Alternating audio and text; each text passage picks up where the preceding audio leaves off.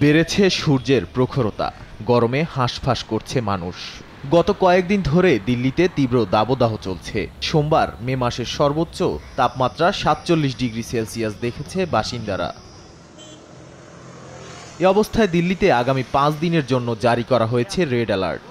এরই মধ্যে পরীক্ষার কারণে যেসব স্কুলে এখনও ছুটি হয়নি, রেড অ্যালার্ট জারির পর সেগুলোকে দ্রুত ছুটি ঘোষণার নির্দেশ দিয়েছে শিক্ষা মন্ত্রণালয়।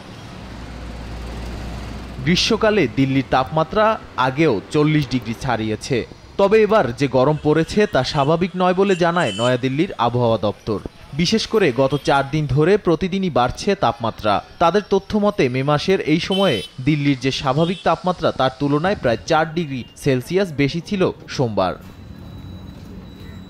এদিকে গরমের তীব্রতা বাড়ার সঙ্গে সঙ্গে বাড়ছে বিদ্যুতের চাহিদা। সোমবার স্থানীয় সময় বিকেল ৩টা ৩৩ মিনিটে নয়াদিল্লিতে বিদ্যুতের চাহিদা ছিল ৭,৫৭২ মেগাওয়াট। এটি দিল্লিতে একদিনের সর্বোচ্চ বিদ্যুৎ চাহিদার রেকর্ড। এর আগে রেকর্ডটি হয়েছিল গত বছরের ২২ আগস্ট। ওই দিন বিদ্যুতের চাহিদা পৌঁছেছিল ৭,৪৩৮ মেগাওয়াটে। নগদে ৫০০ টাকা বা তার বেশি পেমেন্টে পেতে পারেন ঢাকায় জমিসহ ২০ কোটি টাকার পুরস্কার।